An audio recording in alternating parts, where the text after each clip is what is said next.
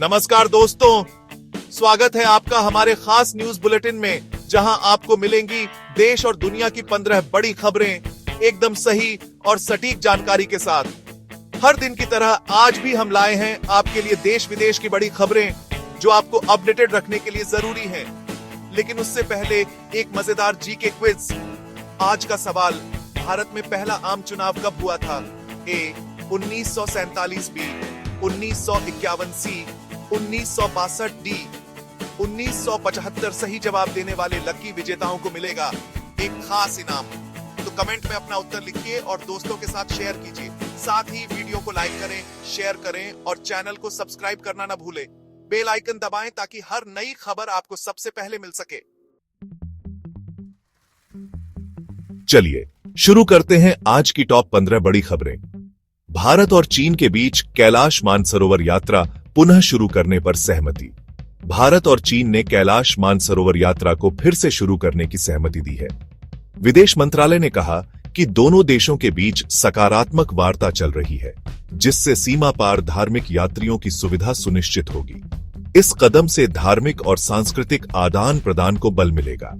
यात्रा की शेड्यूलिंग और सुरक्षा प्रबंध पर विस्तृत चर्चा चल रही है, जिससे भविष्य में यात्रियों को किसी भी समस्या का सामना न करना पड़े। आगे की खबर की तरफ बढ़ते हैं। सुप्रीम कोर्ट ने नाड़ा तोड़ना रेप नहीं फैसले पर स्वतः संज्ञान लिया। इलाहाबाद हाईकोर्ट के विवादास्पद फैसले पर सुप्रीम कोर्ट ने स्वतः संज्ञान लेते हुए कार्यवाही शुरू कर दी है। यह फैसला उस वक्त आया था जब विवादित टिप्पणी से सामाजिक और कानूनी प्रश्न उठे थे। सुप्रीम कोर्ट ने मामले की गहराई से जांच करने का निर्णय लिया है। इससे यह उम्मीद जताई जा रही है कि भविष्य में न्याय व्यवस्था में सुधार और समाज में संवेदनशीलता बढ़ेगी। आगे की खबर की तरफ बढ़ते हैं। सीबीआई ने छत्तीसगढ़ के पूर्व मुख्यमंत्री भूपेश बघेल के आवास पर छापा मारा। छत्तीसगढ़ की राजधानी रायपुर और भिलाई में सीबीआई ने पूर्व मुख्यमंत्री भूपेश बघेल और संबंधित अधिकारियों के आवास पर छापा मारा है। इस कार्रवाई का संबंध महादेव बेटिंग ऐप मामले से जोड़ा जा रहा है। जांच एजेंसियों ने मामले में गहराई से उतरने का आदेश दिया है। इस कदम से यह स्पष्ट होता है कि भ्रष्टाचार और अनियमितताओं के खिलाफ कोई भी व्यक्ति सुरक्षित नहीं। आगे की खबर की तरफ बढ़ते हैं। अजय सेठ बने भारत के नए वित्त सचिव। 1987 बैच के कर्नाटक कैडर के आईएएस अधिकारी अजय सेठ को भारत का नया वित्त सचिव नियुक्त किया गया है। अजय सेठ ने तुहिन कांत पांडे का स्थान संभाला है। उनकी नियुक्ति से आर्थिक नीतियों में सुधार और प्रबंधन में पारदर्शिता लाने की उम्मीद जताई जा रही है। सरकार ने बताया कि अजय सेठ के अनुभव से वित्तीय मामलों में तेजी आएगी और विकास योजनाओं पर नई दिशा मिलेगी। आगे की खबर की तरफ बढ़ते हैं। दिल्ली एनसीआर में तापमान 40 डिग्री के करीब पहुंचा। मार्च महीने के अंत में दिल्ली और एनसीआर में तापमान तेजी से बढ़कर 40 डिग्री सेल्सियस के करीब पहुंच गया है। इस भीषण गर्मी में लोगों को पर्याप्त सावधानी बरतने की सलाह दी जा रही है। प्रशासन ने जल वितरण और आपातकालीन उपायों को तेज करने का निर्देश दिया है। विशेषज्ञों का कहना है कि मौसम में बदलाव के चलते ऐसे उच्च तापमान आम होते जा रहे हैं। आगे की खबर की तरफ बढ़ते हैं। योगी आदित्यनाथ सरकार के 8 वर्ष पूरे। उत्तर प्रदेश के मुख्यमंत्री योगी आदित्यनाथ की सरकार ने अपने 8 वर्ष पूरे कर लिए हैं।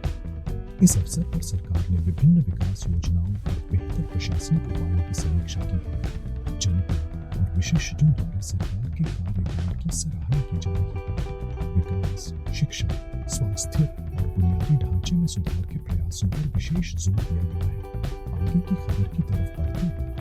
भारत ने यूएससीआईआरएफ के आरोपों को खारिज किया। भारत सरकार ने अमेरिकी धार्मिक स्वतंत्रता आयोग यूएससीआईआरएफ द्वारा लगाए गए आरोपों को पूरी तरह से खारिज कर दिया है। सरकार का कहना है कि ये आरोप पक्षपाती है और वास्तविक स्थिति को प्रतिबिंबित नहीं करते। इस कदम से विदेशी आलोचनाओं पर कड़ी प्रतिक्रिया दी गई है। अधिकारी बताते हैं कि भारत ने हमेशा से धार्मिक स्वतंत्रता और मानवीय अधिकारों की रक्षा की है। आगे की खबर की तरफ बढ़ते हैं। आगरा में मुख्यमंत्री योगी आदित्यनाथ का दौरा। 6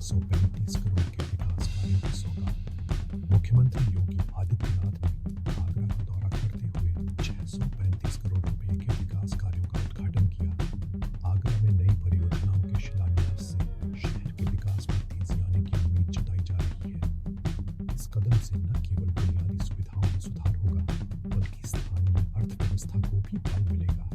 जनता में उत्साह और सरकार की योजनाओं पर विश्वास देखा जा रहा है। आगे की खबर की तरफ बढ़ते हैं। सुप्रीम कोर्ट ने इलाहाबाद हाई कोर्ट के विवादित फैसले पर सुनवाई शुरू की। सुप्रीम कोर्ट ने इलाहाबाद हाई कोर्ट के विवादास्पद फैसले पर स्वतः संज्ञान लेते हुए सुनवाई शुरू कर दी है। इस फैसले में सामाजिक मान्यताओं और न्यायिक विचारों के बीच टकराव के मुद्दे उठे थे। न्यायपालिका अब इस मामले की गहराई से समीक्षा कर न्याय सुनिश्चित करने के प्रयास में जुट गई है। इस कदम से कानूनी परिप्रेक्ष्य में सुधार की उम्मीद जताई जा रही है। आगे की खबर की तरफ बढ़ते हैं। दिल्ली में गर्मी का प्रकोप, तापमान 40 डिग्री के करीब।